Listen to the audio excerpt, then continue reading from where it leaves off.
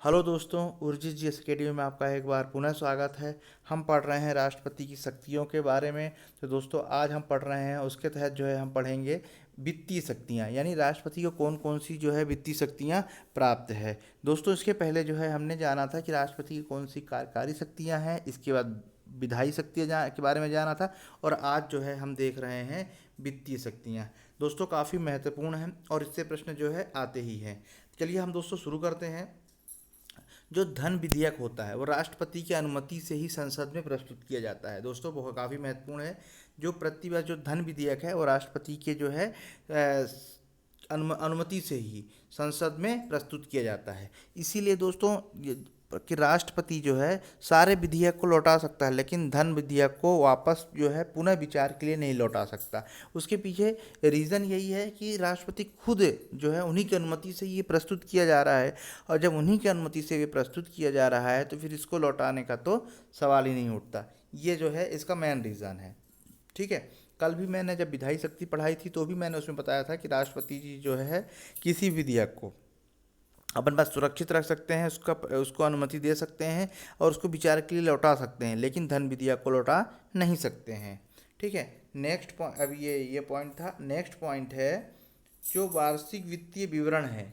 जो वार्षिक वित्तीय विवरण जिसे हम बजट कहते हैं, वो भी संसद में राष्ट्रपति के माध्यम से ही प्रस्तुत होता है। दोस्तों बहुत महत्वपूर्ण है, इस चीज़ को आप याद रखिएगा कि जिसे हम वार्षिक वित्तीय विवरण, बजट को पूरा कहा जाता है वार्षिक वित्तीय विवरण यानी बजट।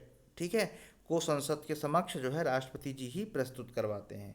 नंबर थर्ड है कि अनुदान की कोई भी मांग उनकी सिफारिश के बिना प्रस्तुत नहीं की जा सकती है। ठीक है। अनुदान की मांग को उनकी सिफारिश के बिना प्रस्तुत नहीं की जा सकती है।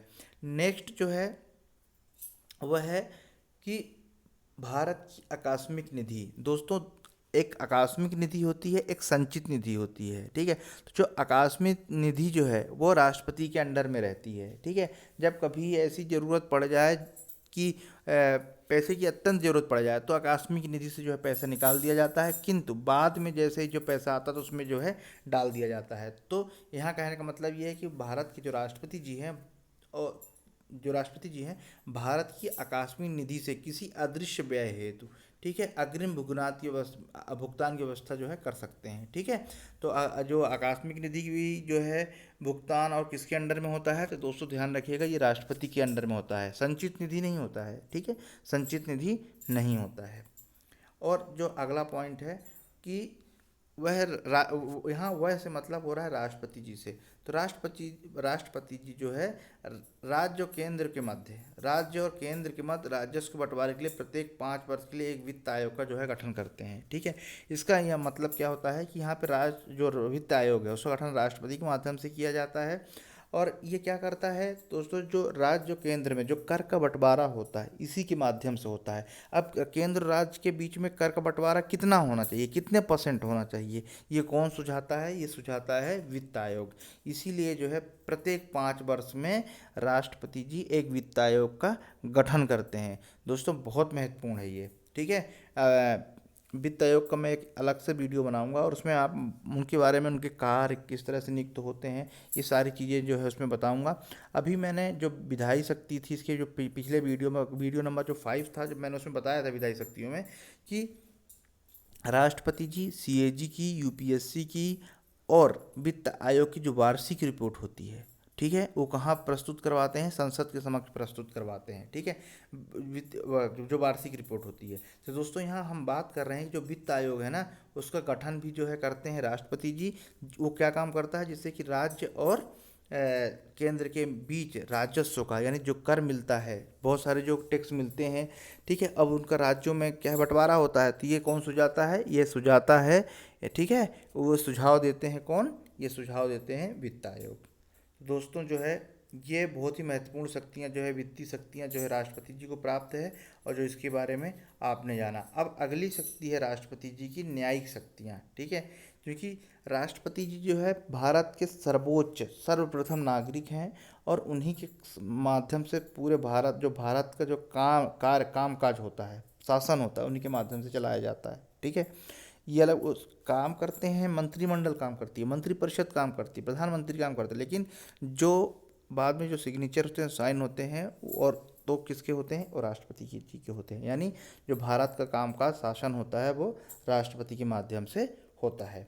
तो राष्ट्रपति के बहुत, जैसे कि हमने अभी पढ़ा हाल ही में, क्योंकि 15वें राष्ट्रपति जो है फाइन मतलब जीत गए हैं, यानी द्रौपदी द्रौपदी जो मुर्मू हैं वो जो है वो 15वें राष्ट्रपति होंगे।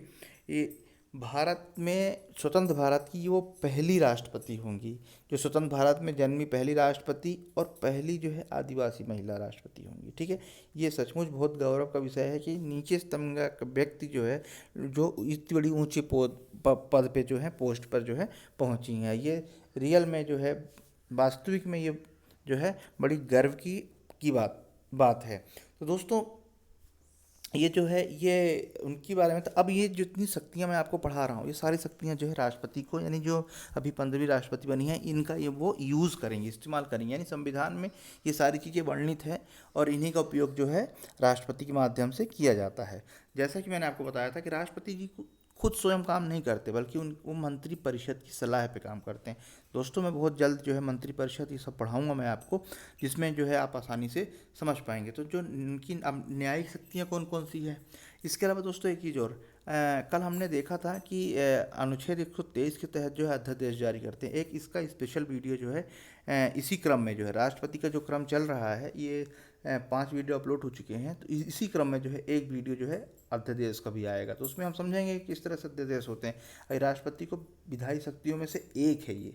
ठीक है, तो दोस्तों हम बात कर रहे थे न्यायिक शक्तियाँ। और हाँ, जो कभी कभी ऐसा होता है कि प्रशासनिक विधायी, इनमें कभी जो है कंफ्यूज नहीं होना। जो उनकी कार्यकारी शक्ति और विधायी शक्ति, न्यायिक शक्ति, और अभी जो हमने हाल अभी पढ़ी जो है वित्तीय शक्ति, इन सब की शक्तियाँ हैं उनको, जो स्पेशल तौर पे जो है संविधान ने दी है उनको।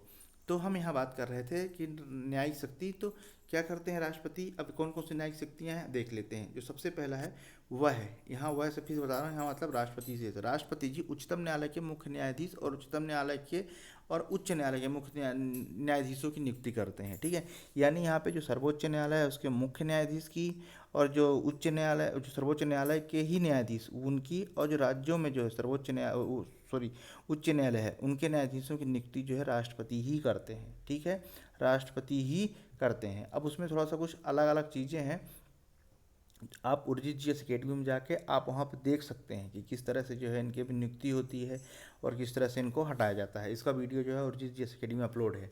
तो हम बात कर रहे हैं कि राष्ट्रपति जी उच्चतम न्यायालय यानी सर्वोच्च न्यायालय के मुख्य न्यायाधीश और उच्चतम न्यायालय व उच्च न्यायालय के न्यायाधीशों की नियुक्ति भी जो है राष्ट्रपति जी ही करते हैं। इसके बाद जो है नेक्स्ट पॉइंट है वह है नेक्स्ट पॉइंट है वह सर्वोच्च न्यायालय के किसी विधि या तथ्य पर सलाह ले सकता है। यानी अनुच्छेद 143 के तहत, 143 के तहत, अगर किसी विषय पर राष्ट्रपति को लगता है कि सर्वोच्च न्यायालय के मुख्य जज से जो है जो जज हैं उनसे कुछ किसी भी विषय पर सलाह लेना है, तो वो सलाह ले सकते हैं अनुच्छेद 143 के तहत। ठीक है, ये काफ़ी महत्वपूर्ण है। जब ये राष्ट्रपति का पूरा वीडियो ख़त्म होगा तब मैं आपको जो है जितने आर्टिकल राष्ट्रपति जी से रिलेटेड है वो आपको मैं बताऊंगा। तो 143 के तहत जो है वो सर्वोच्च न्यायालय से सलाह ले सकते हैं, लेकिन यहाँ पर एक कंडीशन ये है कि सलाह तो ले सकते हैं पर उस सलाह को मानने के लिए वो बाध्य नहीं है। एक चीज़ इस पर ध्यान रखिएगा, वो सलाह जो है राष्ट्रपति, मतलब वो जो राष्ट्रपति की जो सलाह मिलेगी वो बाध्यकारी नहीं है कि उसको मानना ही मानना है। बस सलाह ले ली, मानना ना मानना राष्ट्रपति के विवेक पर डिपेंड करता है। ठीक है, नेक्स्ट जो पॉइंट है वो है कि वह किसी अपराध के लिए दोष सिद्ध व्यक्ति को, मान लो कि ठीक है, वह किसी भी अपराध के लिए दोष सिद्ध किसी व्यक्ति के लिए दंड को निलंबित, माफ़ या परिवर्तित कर सकता है। कहने का मतलब ये है कि किसी भी जेल से अगर किसी व्यक्ति को दंड दिया गया है या सज़ा दी गई है तो वो माफ़ कर सकते हैं या सज़ा को कम कर सकते हैं। ठीक है, इस टाइप की जो चीज़ें जो है राष्ट्रपति के पास ही शक्तियाँ हैं। ठीक है, हम एक इसमें जो है अगली शक्ति जो हम पढ़ेंगे तो इसके बारे में और हम डिटेल में पढ़ेंगे। ठीक है, तो ये क्योंकि हम न्यायिक शक्ति पढ़ रहे हैं तो उसके तहत जो है ये आती है।